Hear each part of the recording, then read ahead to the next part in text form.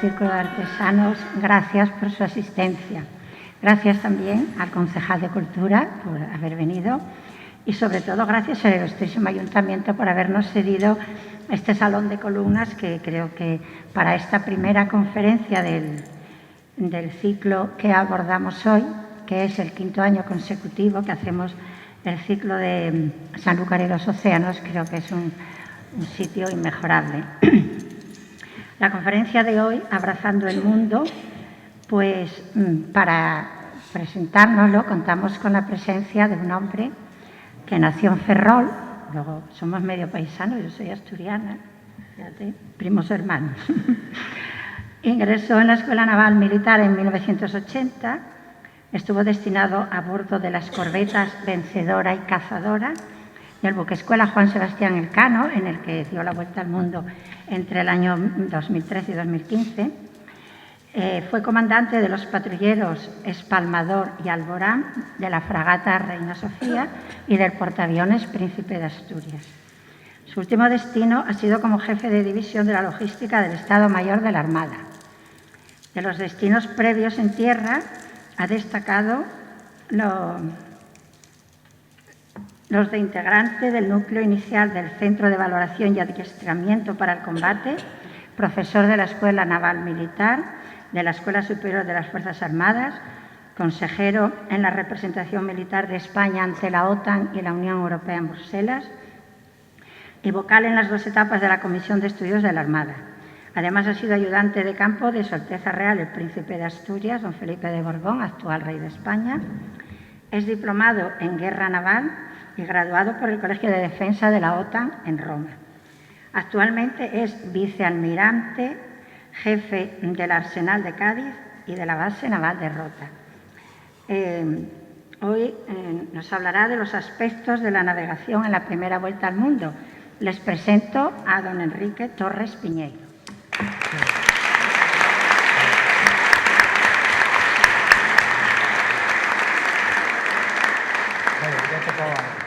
¿Es posible? Vale, sí, es posible, es posible.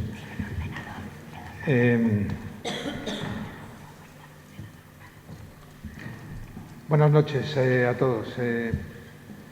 Imagínense para un marino el privilegio que es pues charlar sobre la primera vuelta al mundo, precisamente aquí en Sanlúcar y justo en el mes en el que se cumplen 500 años desde la salida. Muchas gracias por la invitación, Enrique. Hay muchas implicaciones y consecuencias de lo que fue la vuelta al mundo, la primera, pero para acotar un poco el ámbito de mi exposición, no voy a referirme a aspectos políticos o diplomáticos, estratégicos, culturales, de lengua, de evangelización, antropología, que de todo hubo, sino me voy a centrar en lo que es más afín a mí, que son lo que está más relacionado con la navegación.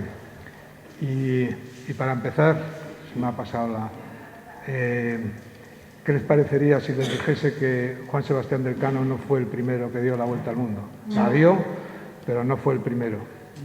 Bueno, no es cierto. Déjeme que le explique. Están proliferando teorías y debates que yo considero ridículos, pero trataré de explicarlo, sobre el primero que dio la vuelta al mundo fue precisamente Magallanes.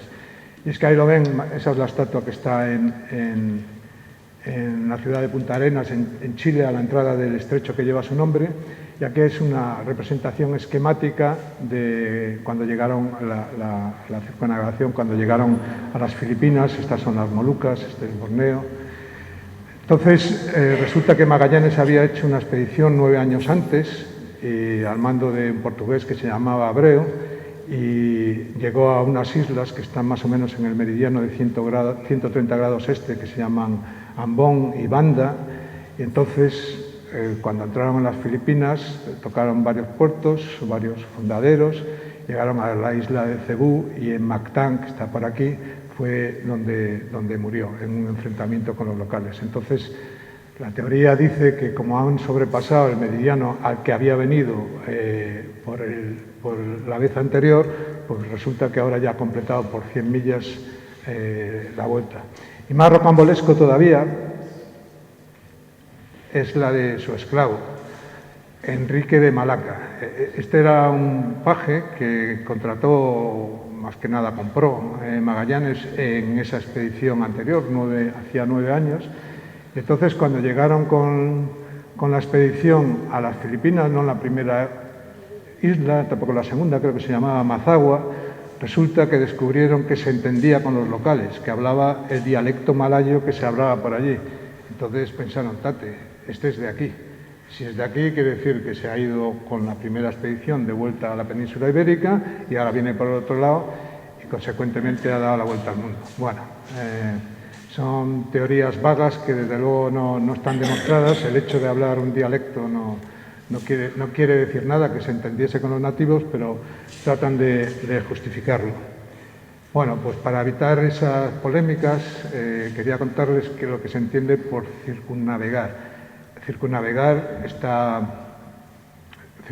no es simplemente pasar por todos los meridianos de la Tierra, sino tiene otras condiciones que las instituciones mundiales más prestigiosas en el ámbito de la geografía y de las exploraciones, el Explorers Club, la Scientific Exploration Society, incluso el libro Guinness de los récords, establecen que para hacer una circunnavegación hay que salir y llegar al mismo punto viajando en una misma dirección. Salir y llegar al mismo punto, cosa que no es el caso de Magallanes ni de su esclavo. Hay que cruzar el Ecuador, hay que cruzar todas las longitudes, hay que hacer un mínimo de 21.600 millas, que es la distancia de un círculo máximo, por ejemplo, el Ecuador, y mínimo hay que pasar por dos puntos, por una pareja de puntos antipodales que se llaman. Los puntos antipodales, las antípodas de un sitio, lo saben todos ustedes seguro también como yo, es justo el extremo, el punto diametralmente opuesto al que nos encontramos. Por ejemplo, la antípoda de Sanlúcar está en el mar, muy cerquita de las costas de la isla norte de Nueva Zelanda. Ese es el punto más lejano de Sanlúcar en la superficie terrestre. Bueno, pues en la imagen ven lo que está en amarillo es la derrota que hicieron Magallanes primero y luego Elcano, y para hacer el reflejo y buscar los puntos antidopales, la derrota que está en verde es el resultado de hacer espejo en el eje horizontal y en el eje vertical. De tal manera que encontramos que durante la travesía pasaron 2 puntos que son antipodales, que es cuando en la primera navegación, cuando bajaron de Santa Cruz de Tenerife hacia proximidades de la bahía de Río de Janeiro, ese punto que está en latitud norte cerca del Ecuador es el antipodal del punto número 1, que es en la travesía desde el estrecho de Magallanes hasta las islas Filipinas.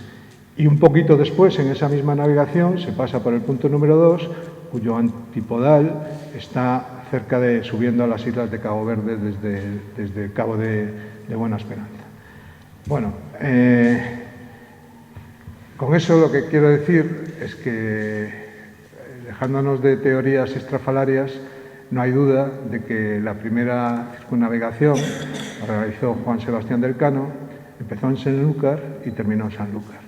Si me permiten una reflexión en alto, este tipo de polémicas, porque ahora escribe y habla todo el mundo sobre esto, hacen de menos la gran hazaña, como dice ahí, la navegación más admirable realizada jamás en tiempo alguno, ni siquiera intentada por nadie.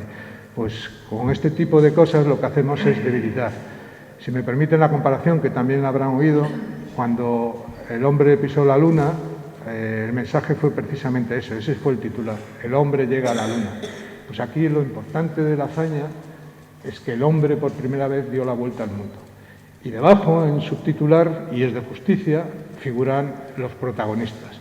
En el caso del primer hombre en la luna, todos saben que fue Neil Armstrong, y fue una empresa patrocinada por la potencia espacial de entonces, Estados Unidos junto a la Unión Soviética. En el caso de la primera vuelta al mundo es lo mismo, la hizo Juan Sebastián del Cano y la empresa fue española, que era la potencia, junto a Portugal, las potencias marítimas de entonces.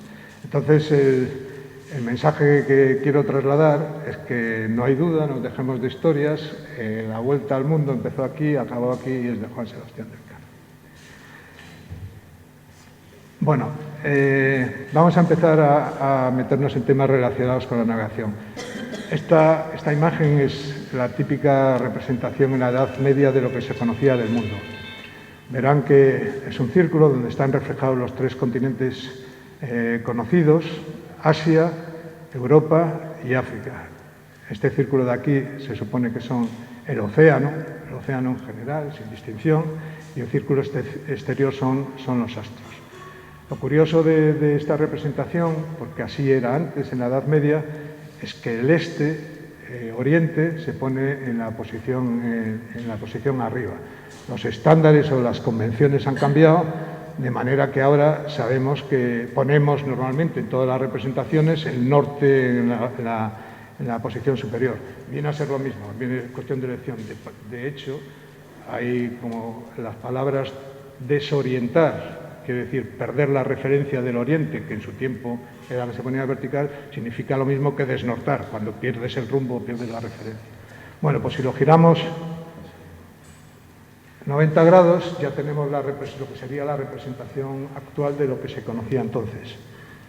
Y esta representación, esta es un hemisferio de la Tierra, coincide lógicamente con la realidad. Aquí está Asia, aquí está Europa y África, justo como en el gráfico. Las líneas marrones representa el Mediterráneo, esta de aquí representa el Mar Rojo y Golfo de Adén, quizás, y estos los grandes ríos occidentales de Rusia. Se conoce el mapa, por eso, como mapa de T y O. En esta siguiente se ve un mapa de la época de Fray Mauro, donde lo mismo tenemos reflejado de acuerdo con la representación, y aquí se ve cómo la primera derrota buscada para llegar a la India fue bordeando el continente africano a través del océano hasta llegar a las Indias. Siguiendo un poco con la cartografía para que entendamos qué se sabía del mundo en aquella época, pues he seleccionado unas cuantas cartas, podría haber hecho otras, pero para que veamos cómo se entendía que era el mundo entonces. Esta es de 1474, de un sabio italiano que era Toscanelli. En realidad no es una carta de él, porque el original no ha llegado hasta hoy, hasta nuestros días, pero es lo que se intuía que él había pintado.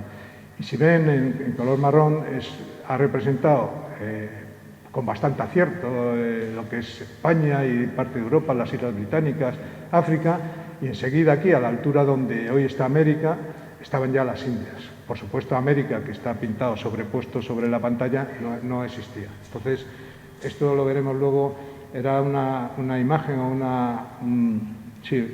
una sensación de que el mundo era mucho más pequeño de lo que en realidad era. Se saltaba un continente y todo un océano. Otro mapa es asiático, de un chino llamado Cannido, y es la visión asiática de lo que era el mundo entonces. Fíjense, China es grande, pero no tanto como esto. Y sin embargo, fíjense qué pequeño se pinta el Océano Índico y los continentes de África y Europa. Lógicamente, estamos hablando de 1492. Aquí, por ejemplo, no están las Filipinas, Japón está integrado al continente. En fin, era el conocimiento que había, y el Pacífico casi está sin marcada parte, a pesar de que había sido largamente explorado por los polinesios con navegación artesanal, pero se conocía. Y la visión española. Esta carta, que la conocerán muchos, pues es la de Juan de la Cosa, que se elaboró precisamente aquí, en el puerto de Santa María.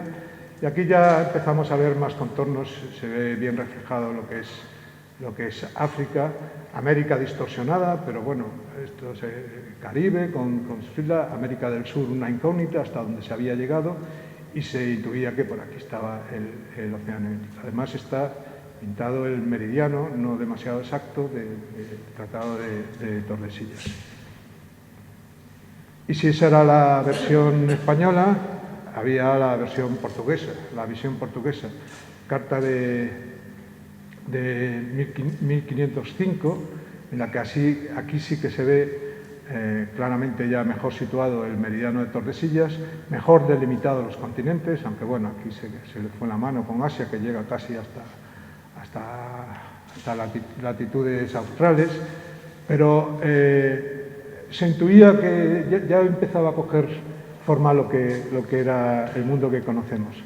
Lo llamativo de esta carta es que da a entender que América estaba deslavazada, no era un continente todo seguido desde la península de Labrador hasta la Patagonia, sino que podía haber pasos porque era tierra no conocida, pues tanto por el norte como por el Caribe, como incluso aquí, que más o menos puede intuirse que era el Río de la Plata.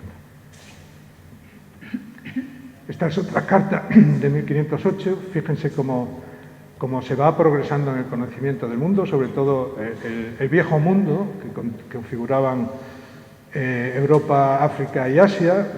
Todavía aquí no se refleja las islas, todavía se considera parte del continente, pero ya está la Antártida y América sigue con la indefinición de que se sabe que hay una parte al norte, una parte al sur, pero no se adivina lo que puede haber ahí, si hay paso o no hay paso para la clave.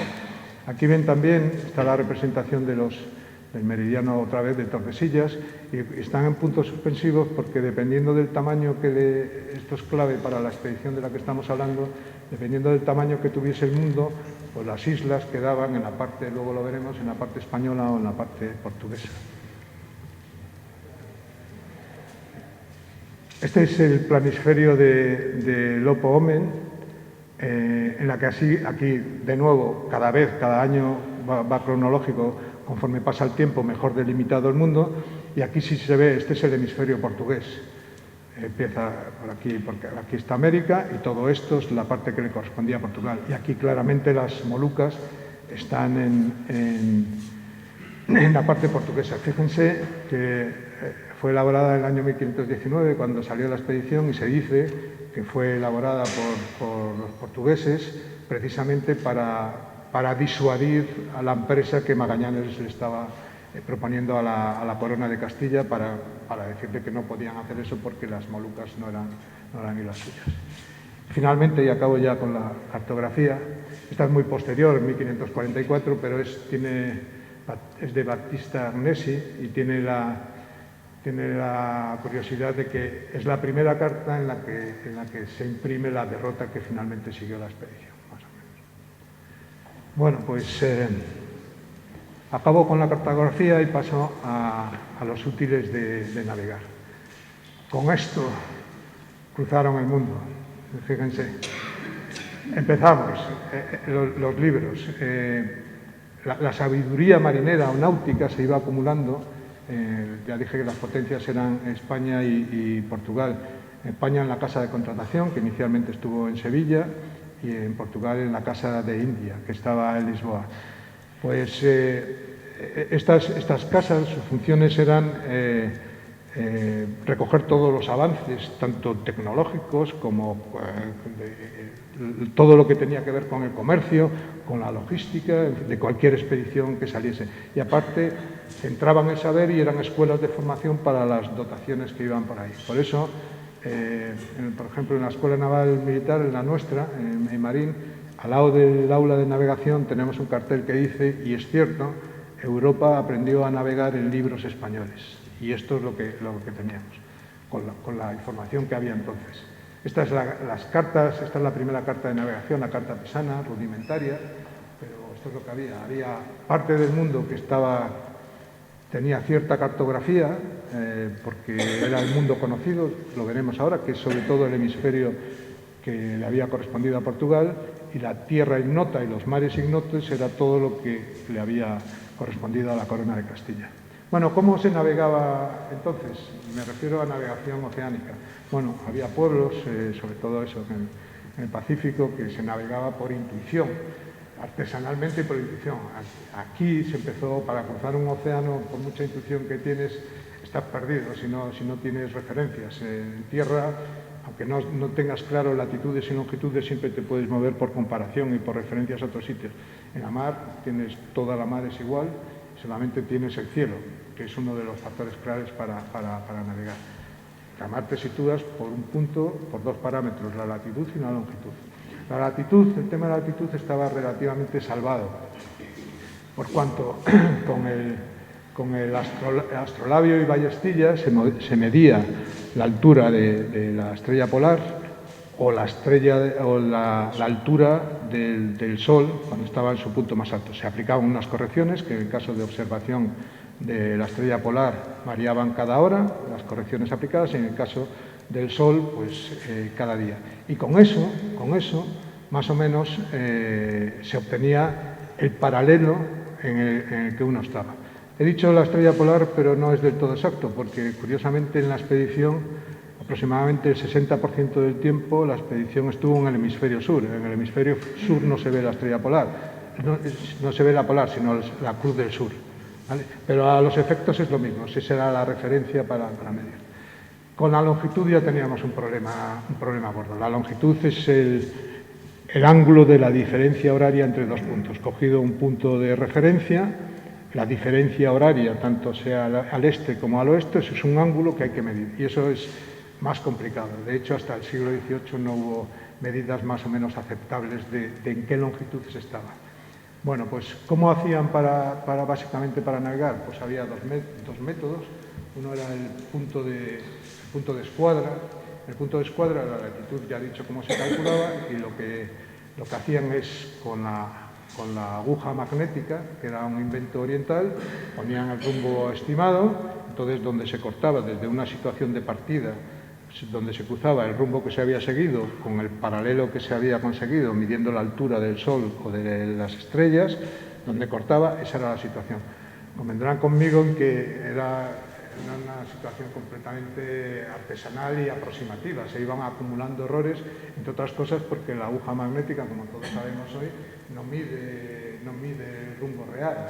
Está afectada por las anomalías magnéticas de la Tierra, y además una cosa es que tú vayas a un rumbo, sobre todo en barcos pequeños como era la expedición, y otras los efectos de las corrientes y el abatimiento que produce.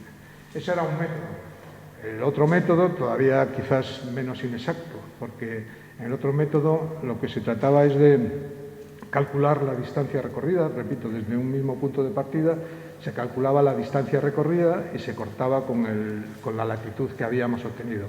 ¿Cómo se medía la distancia recorrida? Pues estaba lo que es la bolina o corredera, que es un cabo como este, que se suelta por la popa, y entonces se mide el tiempo en el que sale una cantidad de cabo, y eso es lo que te está dando. Tienes el espacio, tienes el tiempo, te está dando la velocidad, lo multiplicas por la distancia que tú quieres y te da lo que realmente has navegado en un día, por ejemplo. Se coge el compás y con esa distancia obtenida se corta con la latitud y ahí estás. Todavía más inexacta, entre otras cosas, porque la manera para hacer eso, los cronómetros, no existían, claro, era un reloj que la medida del tiempo era de aquella manera, incluso la medida también de la distancia. Por cierto, que la palabra nudo, en la que se mide la velocidad en la mar hoy, viene precisamente de este tipo de correderas. Bueno, la protagonista de esta reproducción, bueno, una imagen de lo que era una nao. Las naos, hay discusiones todavía sobre si las embarcaciones eran carracas o naos o zambas, en fin, hay distintas denominaciones, todas ellas vienen de las cocas medievales. Son barcos que fueron evolucionando sobre todo en el número de palos y también en el número de cubiertas superiores, en el tonelaje, pero básicamente nao es como decir barco hoy. A eso se refiere cuando se dice nao, porque incluso también hay diferencias muy parecidas a las carabelas. ¿Qué diferencia hay entre una nao y una carabela? Bueno, algunos autores dicen que si la popa es redonda y que si tiene un palo más. Y en realidad es que las carabelas son más ligeras y eso le permite hacer misiones más de descubierta, ¿no? De ir a explorar, más que las naos que son más pesadas. Bueno, pues ahí la tienen. Son 3 palos, el trinquete, el palo mayor y el mesana. En todos los palos arbolaban velas cuadras, que ahora veremos cuál era el efecto de la navegación, excepto en el mesana, que era una vela latina y que ayudaba a la función del timón, un timón de codaste que está en la popa. En el fondo de la nao estaba el lastre, piedras, grava, arena, y luego estaba la bodega. La bodega era donde se acumulaba pues, toda la mercancía que se llevaba, evidentemente todas las pertenencias, donde además tenía que dormir gran parte de la dotación, donde tenían los alimentos. La expedición salió con 500 toneladas, ya lo saben ustedes, con pescado de salazón, con aceite, vinagre, arroz, trigo, incluso en épocas con animales vivos que iban sacrificando y en el fogón de aquí de proa pues los iban cocinando, lentejas, en fin, todo variopinto. Básicamente, por sacar algún producto, tanto de comer como de beber, la bebida fundamental era el vino. De hecho, al final del viaje, luego lo veremos, cuando van desde el Cabo Buena Esperanza, ya entrando por el Atlántico hacia Cabo Verde, Pigafetta, que es el cronista oficial de la expedición, se lamenta de que solo podían beber agua, como si eso fuese... Y la realidad es que lo decía primero porque el agua era pútrida, se estropeaba, y el vino no tanto, y es que además el vino formaba parte de la dieta. Tocaba, creo recordar, por lo que he leído, a 1 litro diario para cada uno de las dotaciones. Bueno, pues eso eran los alimentos. Aparte esa era la cuestión de bebida, y la cuestión de comida era la galleta, que, bueno, si leen o están familiarizados con algo, lo mismo, se llenaba de gusanos, orines de ratas, en fin, era algo, no sé ni cómo calificarlo. La galleta o bizcocho, que ahí viene la palabra. Bizcocho tiene origen latino, son 2 palabras, que es bis coctum, bis de repetir, como las canciones, y coctum de cocido. Se cocía 2 veces para aumentar la duración por las largas travesías. Bueno, eso en caso de la comida.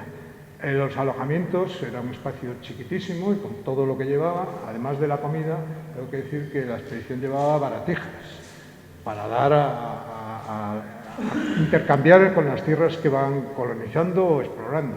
Por un peine te daban 2 gansos, por un espejito te daban 5 o 6 gallinas, por un cuchillo te daban pescado para 10 y así con todo. Eso se acumulaba ahí. Y además, porque esto era una armada, no lo olvidemos, aunque se omiten en algunas reflexiones sobre el tema, iban armados. Llevaban la expedición, entre las 5 naos llevaban 3 cañones de hierro forjado, lombardas se llamaban, pesados, que disparaban hasta piedras. Disparaban proyectiles de plomo y de hierro, pero también hasta piedras. Luego había unos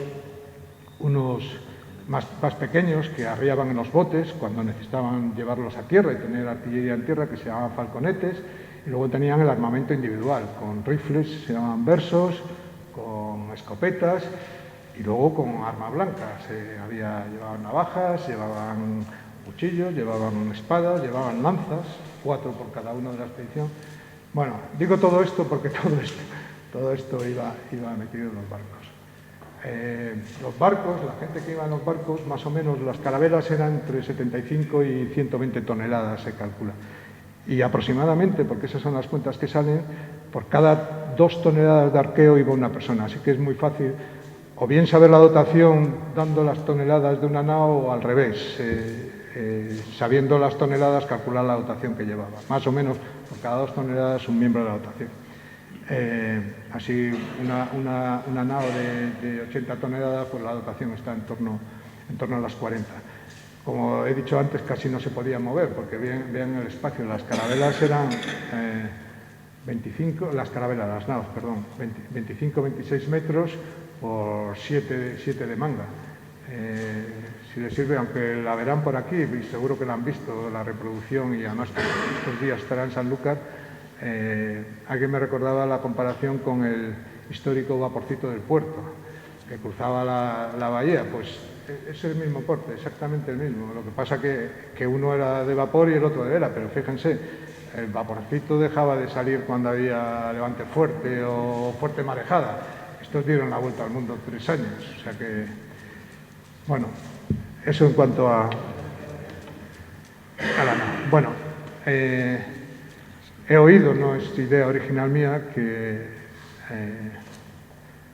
los marinos de entonces no manejaban las naos, las embarcaciones. Eran las embarcaciones las que, por efecto de corrientes y vientos, les llevaban a ellos. Quiere decir que uno no elegía la derrota, sino la derrota era elegida por los condicionantes naturales. Esto no es un demérito para los marinos de entonces, todo lo contrario.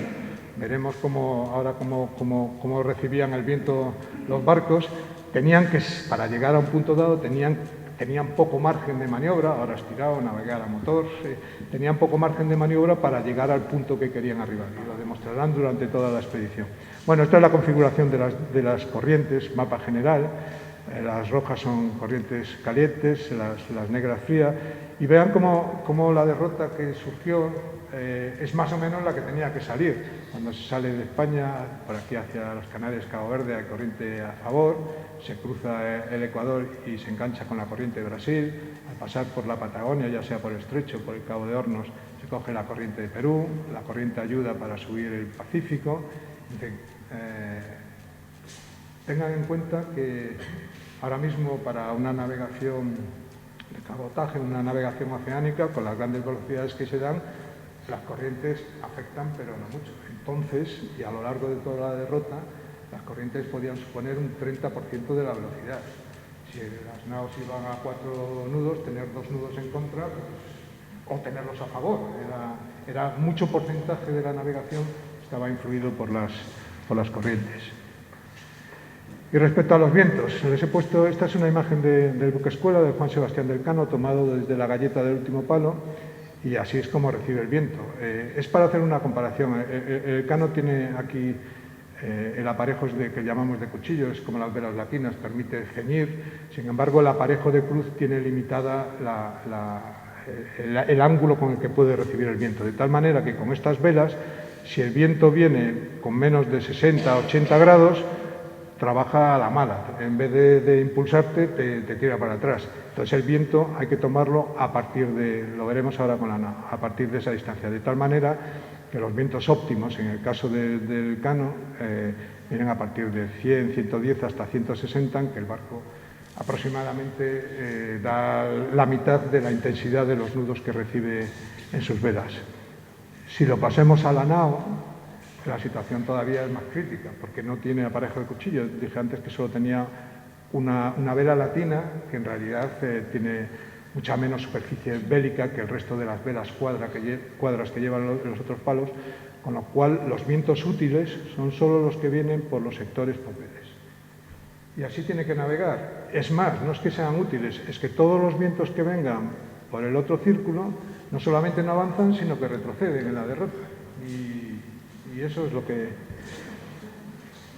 Bueno, pues vemos los vientos. Seguramente lo sabe mejor que yo, pero es muy esquemático. Esta es la circulación general de la atmósfera.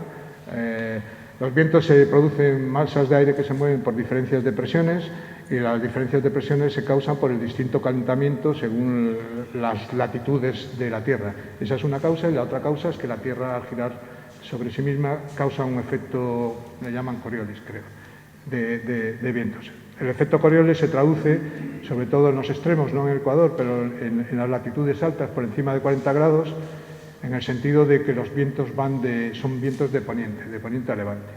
Y en el resto del planeta se forman zonas cuasi permanentes de altas o de bajas presiones. Por hablar de la más conocida para nosotros, es el anticiclón de las Azores, que está en 40 grados norte, 20 oeste más o menos, y es el que causa estos vientos. Los vientos rotan así, que causa los vientos alisios. Bueno, pues igual que con las corrientes. La expedición sale de aquí, toma los vientos alisios, pasan el Ecuador, no sé cómo, cogen los vientos alisios del sur, llegan al Estrecho Magallanes, aquí se enganchan con los alisios del Pacífico, y lo mismo aquí, y así es como el viento va ayudando en las derrotas. De nuevo, igual que las corrientes, factor fundamental, tú no puedes ir contra el viento, los barcos sencillamente no pueden navegar. Lo que está aquí marcado morado es cerca del Ecuador, es una franja que anchea o sube y baja, dependiendo, que es donde se producen las famosas calmas ecuatoriales. Las calmas chichas es una zona muy inestable, con una humedad asfixiante, y donde los fenómenos meteorológicos son completamente impredecibles. Es decir, por ahí no se puede navegar. Ahora verán por qué lo he dicho. Bueno, esta es lo que estaba contando, la derrota. Se me olvidó decir que aquí en el Índico, es un caso particular, son los monzones. En una época del año los monzones de invierno soplan desde la zona austral hacia el continente y son los que llevan todas las lluvias monzónicas.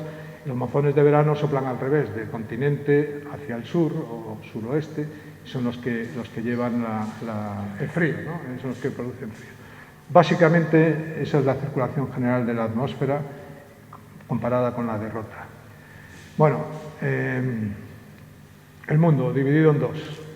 370 leguas al oeste de Cabo Verde, tampoco es una medida que sea demasiado exacta, no se sabe de qué isla de Cabo Verde estamos hablando, que son unas cuantas, y tampoco se sabe, o no se sabía, cuál es la medida de una legua, porque no estaba unificada, cada uno interpretaba la legua como quería, había diferencias.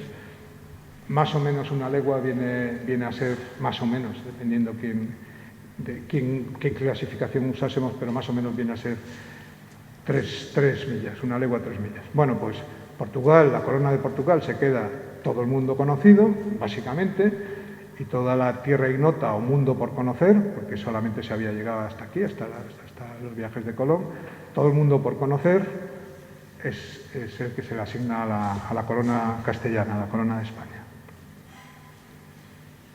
Bueno, pues yo no voy a hablar muy resumidamente del viaje. No me atrevo ni siquiera a repasar porque hay autores maravillosos, pueden leer un montón de libros, no solamente la crónica de Pigafetta o de Francisco Albó, que es un poco más técnica porque habla mucho de situaciones, pero hay páginas web y historias muy bonitas sobre el tema. Por cierto, advierto que también hay mucho fraude, se dice cada barbaridad tal, porque aquí parece que vale todo, igual que decía antes lo del esclavo de Magallanes. Pero bueno, resumidamente, lo que respecta a la navegación. Sale Cano de aquí, frente al muelle de Bonanza, el día 20 de septiembre, ya tengo la profesión. Y miren, baja todo pegado, pasa las Canarias, pasa Cabo Verde y llega casi hasta Guinea. Habrán oído que Magallanes lo criticaron porque tenía órdenes de la corona de compartir la información y la derrota con los otros capitanes. Y era la costumbre y se tenía que asesorar y tenía que decir a los demás. Y no lo hizo. Y tiene una explicación. Navegando por aquí, esto era solo España podía navegar por aquí en tránsito al hemisferio que le tocaba. Pero esto daba la impresión de, si navegabas por aquí, de que estabas primero en tierras portuguesas y después que querías dirigirte por el este y no por el oeste, como estaba mandado. Pues Magallanes llegó hasta aquí por una razón muy sencilla, no era por nada. Y yo creo que esa es la razón por la que no compartió, para que nadie se asustase de por qué tomaba esa derrota. Si Magallanes lleva a coger rumbo a cruzar el Atlántico antes, el efecto que conté antes de los alisios se van curvando y llegaría un momento cruzando por aquí en que ya no podría girar, los vientos no le permitirían girar hacia el sur, ¿vale? Lo llevarían irremediablemente contra las islas del Caribe o contra la costa de México, de Yucatán. Es así, nosotros tenemos una tradición muy bonita en el buque escuela, es una anécdota, en que a mediodía cada día los guardiamarinas que hacen las observaciones y la situación lo escriben en un papelito, lo meten en una botella, la tapan y la tiran al mar. Bueno, es una tradición como otras, que seguramente que la habrán visto en alguna película, pero la seguimos haciendo. Bueno, pues tengo la experiencia, y relativamente reciente, que esas botellas llegan e invariablemente todas las que se tiran desde Canarias o incluso cuando es Cabo Verde, invariablemente todas acaban aquí, contra esas costas, por efecto de la corriente. Bueno, pues mi opinión es que Magallanes hizo lo que había que hacer, apuró hasta el máximo los vientos justo hasta antes de llegar a Ecuador, antes de intentar cruzarlo, para no desviarse hacia el norte. Bueno, llegan a las costas, es curioso también, porque el primer punto que tocan en América es cerca de lo que hoy es Río de Janeiro, y curiosamente coincide aproximadamente, porque en esa época las delimitaciones no eran exactas, con donde pasa el famoso meridiano que separa que separa los mares y tierras de Portugal y de España, curiosamente, con lo cual se puede decir que estaban a salvo, estaban en territorio nuestro. Tengo que decir, las navegaciones, y antes lo dije con motivo de las corrientes, las velocidades que daban eran pequeñas, por eso tardaron 3 años, a pesar de que hubo parones, pero tardaron 3 años porque la media, por ejemplo, a Canarias es de 4 nudos aproximadamente, la de cruzar, hay que tener en cuenta el parón que supondrían las calmas ecuatoriales, es más o menos 2,6 y así durante toda la expedición. Asombra decir que hoy la vuelta al mundo a vela, además el récord lo tiene un buen amigo de la Armada y que colabora con nosotros, que es un navegante barcelonés, Alex Pella, no sé si le suena, pues él ha dado la vuelta al mundo en 40 días y unas pocas horas. Imagínense, de 40 días a 3 años como esta. Bueno, llegan aquí a la llegan primero a Río de Janeiro y siguen explorando. Aquí entran en el Río de la Plata. El Río de la Plata dicen que Magallanes era donde pensaba que estaba abierto al Pacífico. De hecho, la entrada del Río de la Plata es todo un mar, no hay costas por ningún lado, es muy ancho la desembocadura, pero fue Solís el que lo descubrió y Magallanes creía que había que explorarlo, lo exploran y por ahí no había salido, efectivamente era un río. De ahí se bajan no tengo, lo voy a dar. Sí, se tacha una carabela, una nao. Bueno, en realidad la Santiago hay muchos historiadores que la califican como carabela, era la más pequeña de todas. Bueno, pues del Río de la Plata siguen bajando. Esto ya es terreno completamente inexplorado en ese momento. Siguen bajando por la costa de América y fondean cerca de Puerto Julián, en la costa argentina, y en una exploración mandaban al barco más pequeño, por lo que dije antes, porque era el apropiado para las descubiertas, más ligero y más demás, encalla y se pierde la primera de las carabelas, la Santiago. Magallanes se da cuenta de que, como el paso no estaba donde tenía que estar, o él creía, tienen que seguir más al sur a ver si está ahí, pero claro, se encuentran con la climatología. Entonces no les queda más remedio que invernar durante 5 meses en Puerto San Julián y un puerto próximo, aproximadamente a 200 kilómetros, que fue donde perdió la carabela Santiago. Carabela que perdió lo que llevaba, se pudieron salvar casi todos y lo que pudieron rescatar lo incorporaron a la expedición. Bueno, pues después de 5 meses, cuando acabó el invierno austral, entraron en lo que llamaron el Estrecho de Todos los Santos, porque fue el día en que entraron, que luego ha pasado a la historia como el Estrecho de Magallanes.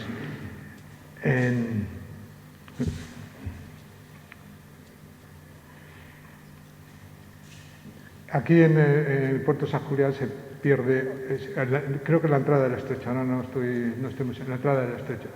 Se pierde, bueno, no se pierde, se produce un motín por el descontento, por el carácter autoritario de Magallanes, hay decapitaciones, aunque firmó no sé cuántas, 40 creo que sentencias de muerte, bueno, al final se ejecutaron nada más que un par de ellos, pero se amotina gran parte de la dotación. Dicen que el Cano entre ellos, aunque no era de los cabecillas, porque el puesto que ocupaba en la Concepción no era el más relevante, no era ni el 1, ni el 2, ni el 3, era el maestre de la nao.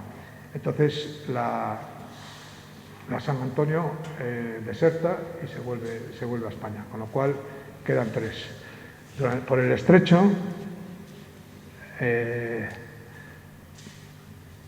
difícil navegar, porque tienen que mandar botes por delante, porque claro, a la mínima encallas, tienes que ir poco a poco, día tras día, metiéndote. Aparte, el que haya navegado por ahí sabrá que el estrecho tiene muchos recovecos, muchas bahías, y uno, si no lo conoce, no sabe dónde va a tener la puerta de la salida, si es que existía, que ellos no lo sabían. Bueno, acaban saliendo al estrecho, ya solo les queda 3 de las naos, y entonces emprenden entran en el Pacífico, Océano Pacífico, que también cuando lo descubrieron se llamó Mar del Sur, y con el tiempo lago español.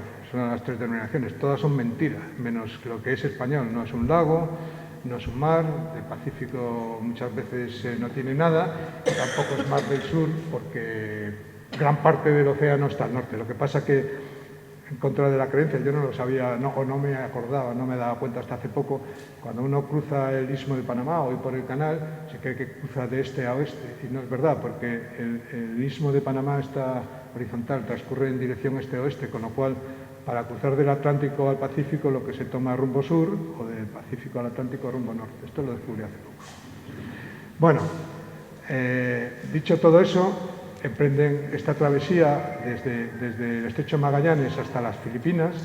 Lleva 100 y pico días horribles porque no se habían aprovisionado. Por cierto, que la nao que se volvió se llevó gran parte de los víveres que tenían y así les fue. Encuentran una isla por el medio, que son la isla de Guam, la actual isla de Guam, que le llaman Isla de los Ladrones porque, lejos de aprovisionarse, o lo poco que se pudieron aprovisionar, fue a costa de que lo robaran, entre otras cosas un bote, con lo cual, aparte, era bastante inhóspita. Deciden seguir y aparecen en las Islas Filipinas.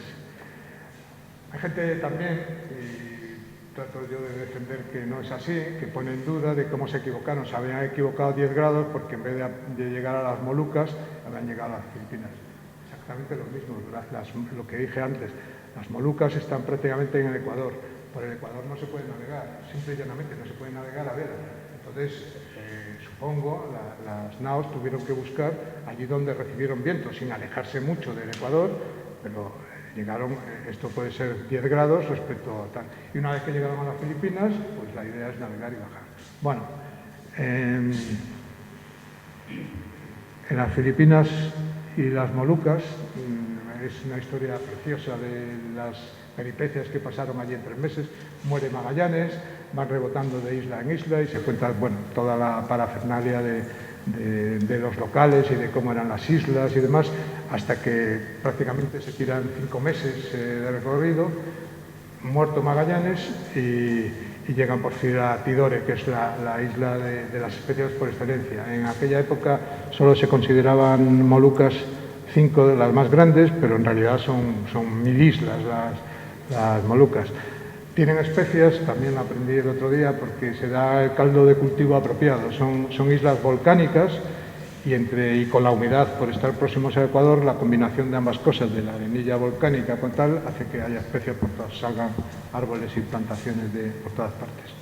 Bueno, pues los barcos están muy deteriorados de tanto tiempo que llevan navegando y de los temporales, las cuadernas se resquebrajan y entonces deciden coger la que en peor estado estaba, que era la más grande, la Concepción, y la queman para de tres naos obtenerlos. Voy muy resumido porque no me quiero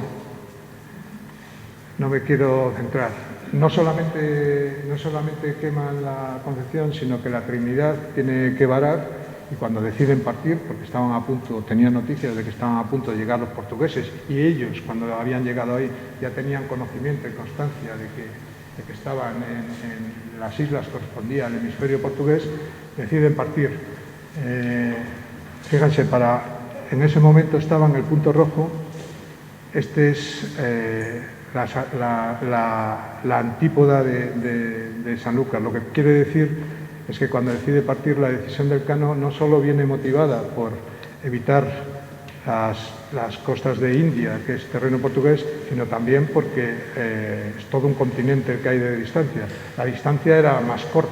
No sabía cómo volver, pero lo habían hecho los portugueses. Entonces, la elección parece lógica. Llegado a este punto, les pongo... este es un cuadro que en Madrid hace como 1 mes y medio. Está pintado por Ferrer Dalmau, que es el pintor de las batallas, famoso, y se le dio a elegir un instante clave de la expedición y eligió precisamente en el que la nao Trinidad despide a la nao Victoria. Se separan porque la nao Trinidad tiene que hacer unas reparaciones de entidad, se tiene que quedar 3 meses ahí y dicen los expertos que está muy bien caracterizado, que las aves son efectivamente las locales de allí, el barco lo ven desgastado toda la madera, tiene a bordo las vestimentas o harapos con los que van vestidos, llevan indígenas, como es el caso, y ven cómo están las velas y los palos. Estos, como cuentan también las crónicas, estos se los llegaron a comer. Cuando no tenían comida, le decían los cabos o los cueros que recubren los mástiles o los palos y se los comen. Bueno, pues hecho este inciso, este es el momento de la separación. Entonces, solo queda una nao. La Trinidad intenta volver, una vez reparada, por la vía del Pacífico de vuelta, y la verdad es que le cogen, como siempre, un terrible temporal. Estaba a punto de llegar a una corriente favorable, que es la de Kiroibo, me parece que se llama, por Japón, que es la que cogió Urdaneta unos cuantos años después y fue la base del famoso galeón de Manila, que se extendió por siglos.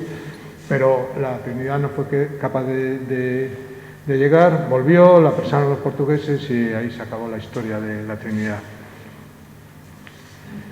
El Cano se vuelve por aquí abajo, pero antes le quiero mostrar, unos años antes, creo que es el 97 al 99, 1400, Vasco de Gama portugués, fue el descubridor de la India. Les pongo esto porque, por efecto de los monzones, el viaje de ida, que no está pintado, fueron 23 días, sin embargo, en el viaje de vuelta se encontró los vientos fuertes del sur, los monzones del sur, y tardó 6 veces más, 153 días. Toda esta información es de suponer que la sabían los navegantes. Con lo cual, lo que hace el Cano es ir hacia el oeste, que estaba más cerca, no acercarse por miedo a apresamientos de los portugueses y coger una derrota intermedia. Empezó a bajar, casi descubrió Australia, por 200 o 300 millas no la descubrió, sigue, aquí no se encuentra nada, hay una isla por aquí que es la isla Ois francesa de Ámsterdam, llega hasta los 40 más o menos grados de latitud sur, ahí todos los vientos, como dije antes, son contrarios, son todos hacia el oeste, con lo cual tiene que subir, y el punto, desde mi punto de vista, más emblemático de lo que es la expedición y del sufrimiento que pasó es cuando llegan al Cabo de Buena Esperanza de las Agujas, en Sudáfrica. Aquí se pasan 9 semanas enfrentados contra un muro de mar y viento. Aquí confluyen dos corrientes, la corriente de las Agujas, es un cabo que está aquí, la corriente de las Agujas que discurre entre el continente y Madagascar con las aguas frías australes. Se produce un enfrentamiento violento de dos corrientes y la mar se vuelve confusa con olas que hoy están acreditadas de 18 metros. Bueno, pues contra esas olas y contra esos vientos se da el Cano y su única nao. Recuerdo que la nao en ese momento ya estaba, aparte de llevar toda la gente enferma y desvalida, las cuadernas era lo mismo. En el paso de las 9 semanas que estuvo aquí, rindió el trinquete, el mastelero, en fin, situación apocalíptica, poco más o menos. Bueno, pues repito, ese es el momento, yo creo que cumbre de la hazaña marinera que hizo el Cano. Logran doblar el cabo. Esta navegación también, aquí hay una corriente que es la corriente de la Benguela, que les ayuda, cogen buenos vientos, llegan a Cabo Verde. Esta navegación les lleva casi 6 meses. Comían, como decía antes, solo bebían agua, no les quedaba vino y comían solo arroz. Compraron carne, dicen que 5 cerdos, 2 cabras y 7 búfalos. Todas se les pudrió porque ya no tenían sal para salarla y todas se echó a perder. Con lo cual llegaron hambrientos y entonces hicieron escala en Cabo Verde a sabiendas de que eran las portuguesas. Cometen una imprudencia o adivinan de dónde venían y tienen que salir disparadas, dejando gente apresada en tierra porque allí no se podían quedar. ¿Vale? Bueno, este es para que vean las teorías. Según la teoría que dije al principio de cruzar todos los meridianos, entre el 2 y el 5 de julio no hacía falta llegar hasta septiembre, pues teóricamente ya habían pasado por todos los meridianos y ya habrían acabado la vuelta al mundo, lo cual no es cierto. En Cabo Verde, también lo sabrán, pues la anécdota, descubren que es un día más. Habían llevado las cuentas de los días y de repente, porque han dado la vuelta hacia Levante. Y entonces se suma un día. Hacia Poniente, quiero decir, Poniente. Si me permiten la licencia de una anécdota personal, yo tuve, cuando era joven oficial, di la vuelta al mundo en Juan Sebastián del Cano, pero nosotros la dimos al revés, por la vía oeste. De hecho, es mucho más velera la ruta hacia Levante que la ruta hacia Poniente. La Vendée Globe, la Ocean Race, todos los recorridos a vela son hacia Levante. Pero bueno, yo la hice también ahí, entonces yo en vez de tener que adelantar un día, lo tuvimos que atrasar, lo cual hay gente para todo. Yo lo vi como nos cogió navegando, además me acuerdo de la fecha, fue el 17 de febrero 88, navegando de Nueva Zelanda, de Wellington, hasta el Callao, en Perú. Y lo curioso es eso, que hay gente para todos lados. Yo lo vi como una oportunidad de ver una puesta de sol más y tener un amanecer más. Sin embargo, como cayó en miércoles, la semana laborable se hizo más larga. Pero bueno, estamos en Cabo Verde y viene ya la parte final y ya quiero ir acabando. Otra vez los efectos de la mar y del viento. Estaban aquí, fíjense, a Sanlúcar no podían ir directos porque ahí están los alisios que los tiran para atrás. Entonces tienen que dar lo que se llama la vuelta de mina, que es buscar el anticiclón de las Azores más o menos y rodear. De tal manera que, aunque ahí quizás no se vea muy bien, no está representado, la nao, la única que quedaba, tuvo que llegar prácticamente a la latitud, a la altura de las Rías Gallegas, de las Rías Bajas, y luego bajar paralelo a la costa de Portugal, doblar Cabo San Vicente y entrar en Sanlúcar. Bueno, ahora sí que voy acabando de verdad. Saltamos 500 años, venimos a la actualidad y a modo ya de resumen y de conclusión, ya saben que hoy en día se utiliza para todo lo de las etiquetas o palabras claves o hashtags para agrupar temas, para buscar y demás. Bueno, pues yo he escogido creo que son 8 palabras que caracterizan la expedición. La primera es aventura. Si hay un paradigma de lo que es aventura, es esto. Cuando ahora se han cumplido 50 años, y vuelvo a lo de la Luna, cuando el hombre pisó la Luna, de eso se cumple 50 años, se ha cumplido ahora, de estos 500, o sea, 10 veces más, pues también quizás es 10 veces más, por decir una cifra, la dosis de aventura que tiene una vuelta al mundo, donde no se sabe ni a dónde se va, ni cómo se va, sin quitarle mérito, porque fue muy importante para la humanidad, pisar la Luna, donde la tecnología se sabía que lo permitía, estaba todo, los riesgos más o menos calculados, todo ensayado. ¿De acuerdo? Entonces, bueno, esa palabra es la que yo creo que identifica. Sueño. ¿Qué les voy a decir? Sueños son los anhelos por algo que parece irrealizable. Si esto no es un sueño, pues que venga Dios y lo vea. Es el paradigma también de lo que es soñar. La vuelta al mundo es una historia de liderazgo, tanto de Magallanes como del Cano. Es cierto que eran dos estilos distintos, es cierto que no eran perfectos. Magallanes se le achaca que era demasiado autoritario, autocrático, individualista, pero por otro lado hay distintos estilos. Tenía una tenacidad inquebrantable y sobre todo sabía mucho. El saber siempre arrastra. Lo mismo podemos decir de Juan Sebastián del Cano. Yo he leído barbaridades que dicen que ha sido héroe por casualidad. No se puede considerar héroe por casualidad, primero porque tenía una experiencia de 20 años en la mar antes de hacer esto, y después porque media vuelta al mundo, casi lideró la expedición al mismo tiempo Magallanes que el Cano. Parece que están aproximadamente 18.000 millas cada uno de ellos, con la diferencia que Magallanes tenía varias naos y a Juan Sebastián del Cano le quedó solo una. Y al final, quiero decir, no quiero poner uno por encima del otro, quiero decir que esto es una historia de liderazgo que sería digna de estudiar. De liderazgo y de falta de liderazgo. Cuando se murió Magallanes, nombraron jefe de la expedición a López Carvalho y por su ineptitud, digámoslo con todo el cariño, pues fue destituido porque no sabía de navegación y no inspiraba confianza a la gente. Valor, ¿qué les voy a decir? Honor a la propia vida. y eso es cierto. En una expedición de este tipo, en la que se sabía, porque así pasó en la de Vasco de Gama, se va muriendo la gente, sobre todo por las terribles enfermedades de estar tanto tiempo fuera, la falta de alimentación fresca, el escorbuto, la peste del mar que decía Hipócrates, pues hay que tener valor para embarcarse en una aventura tal cual, en lo que uno sabe que la dotación va a llegar mermada o diezmada, y nunca mejor dicho lo de diezmada, porque más o menos en cifras de cada 10 que salieron solo pudo regresar uno. Las claves, ya lo he contado antes, a partir de esta época, ¿no?, de este viaje en concreto, con cierta confianza se empezó a navegar, a saber que es posible navegar por los océanos y a perfeccionar los instrumentos de navegación, las cartas náuticas, los derroteros o los roteiros portugueses. La cartografía, lo mismo. La cartografía en esa época era la madre de las ciencias, la ciencia principal.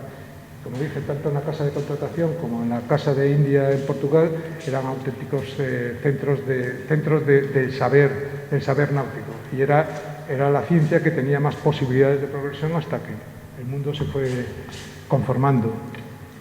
Redondez. Bueno, esto se sabía desde los griegos. Lo único que hace la expedición es constatar que el mundo es esférico. Ya se sabía, pero nadie lo había rodeado. Ahí viene el título de la conferencia, Abrazando el mundo. El mundo era abrazable, porque se podía rodear, pero había que hacerlo. Y estos son los primeros que lo hicieron. En todo caso, más que redondez, yo hablaría del tamaño. Cuando se completó, ya en las Molucas ya lo sabían, porque la otra parte, la derrota final ya era conocida por los portugueses, se demostró que el tamaño de la Tierra era más grande del que entonces se suponía.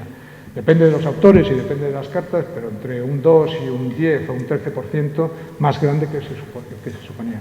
Sin embargo, paradojas de la vida, siendo más grande, de mayor tamaño, lo que representó es que la Tierra se nos hizo más pequeña, porque al haber descubierto que los océanos estaban interconectados, en vez de separar, pues que pasaron a unir pueblos. Entonces, la Tierra digo que se hace pequeña porque a partir de entonces uno sabía que conforme se aleja de un punto, en realidad se está acercando por el otro lado. Es una paradoja. Y finalmente la nao, las 5 naos. Historias más variopintas no puede haber. Una encalló, la otra desertó, la tercera la quemaron, la cuarta estuvo a punto de irse a pico y la apresaron, y la quinta completó la vuelta al mundo. Curiosamente, la Victoria, unos años después, todavía siguió navegando y su destino fue el fondo de los mares. Se hundió en una travesía desde Santo Domingo a la península ibérica. Y digo curioso porque esa fue la misma suerte que corrió Juan Sebastián del Cano cuando en una expedición al frente de José de Loaiza, 7 años después creo, unos dicen que por un pez en mal estado, una barracuda en mal estado, otros dicen que por el propio escorbuto que he dicho antes, pues que falleció, también quedó así en el fondo de los mares. Bueno, pues esas son las palabras. Podía haber elegido otras, pero he elegido estas, y las he elegido intencionadamente porque si las ordenamos un poco,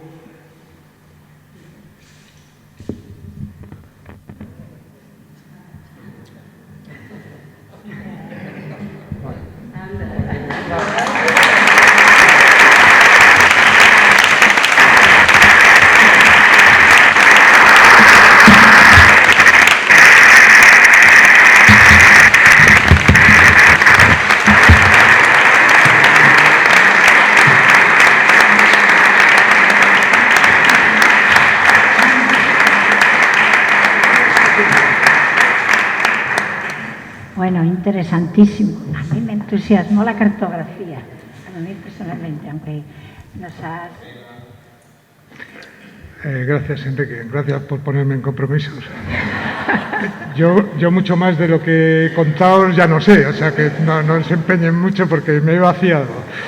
Bueno, he tratado de decirlo. Incluso los investigadores, los que saben, que yo no sé, pero incluso los que saben ponen en discusión la diferencia entre una nao y una carabela o una nao y una carraca. Lo cierto es que, lo dije, o no me acuerdo, pero así quería decirlo, todo esto se origina, es una evolución del tipo de barco. Una evolución que empieza con la coca medieval, los barcos se van convirtiendo en más robustos y más altos de francobordo, van añadiendo puentes en la toldilla y esa es básicamente la diferencia que entiendo yo que hay en la evolución. Yo creo que esos son comunes a las carracas. Es que, vamos a ver, las carracas evolucionaron con el tiempo. A una carraca se le puede llamar un tipo de nave porque duraron, digamos que son vocablos generales. Eso es lo que tengo yo entendido. Con lo cual, la diferenciación es muy difícil. Hoy en día, y hay artículos que lo dicen que no era una nave, era una carraca. Y digo, bueno, no conduce a nada, es otro debate porque nao también se puede entender como navío, como buque, como cuestión genérica, por hablar en general. Entonces, cuando uno ve algún tipo de embarcación y no sabe lo que es, pues le llama buque o barco y demás, y a lo mejor tiene su nombre específico.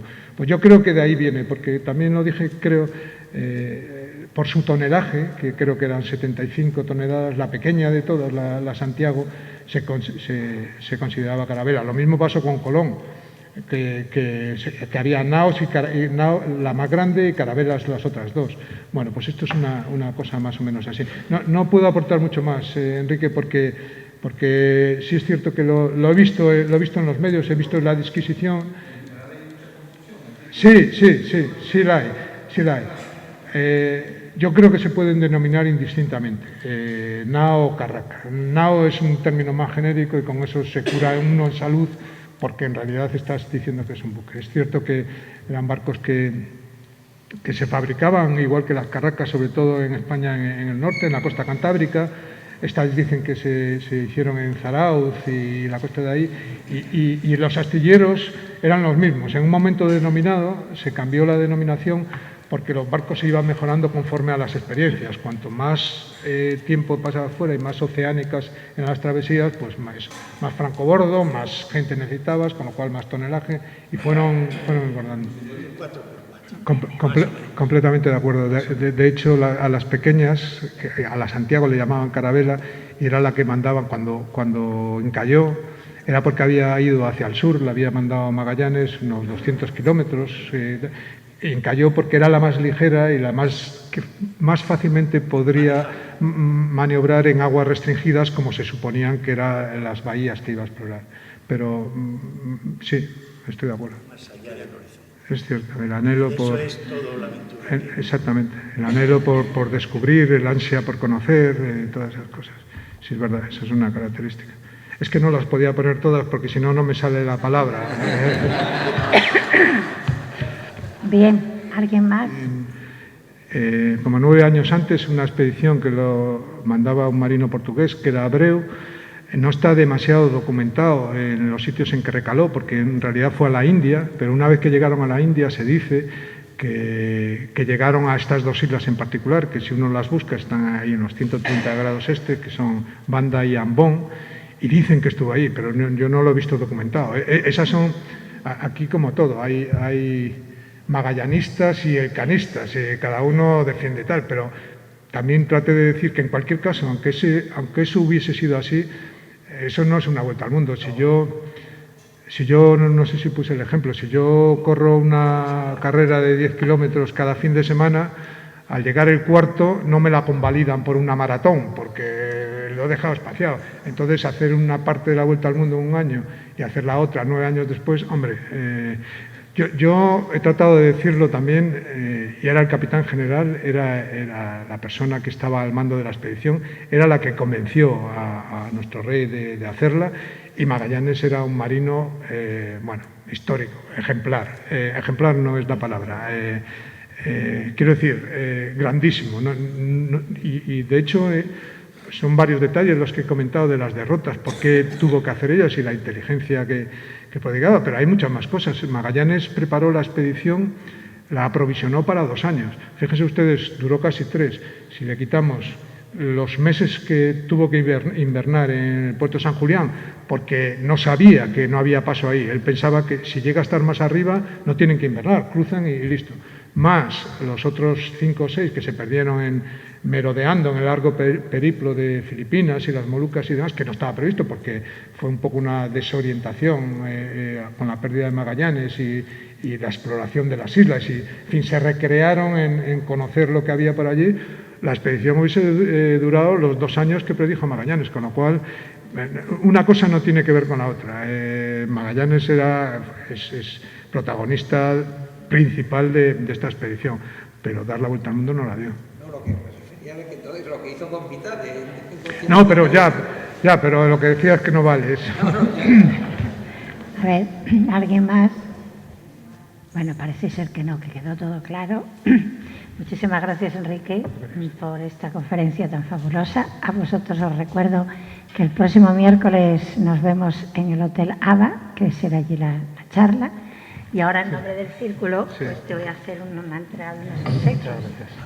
El mameluco es una especie de oca, pero si la abres,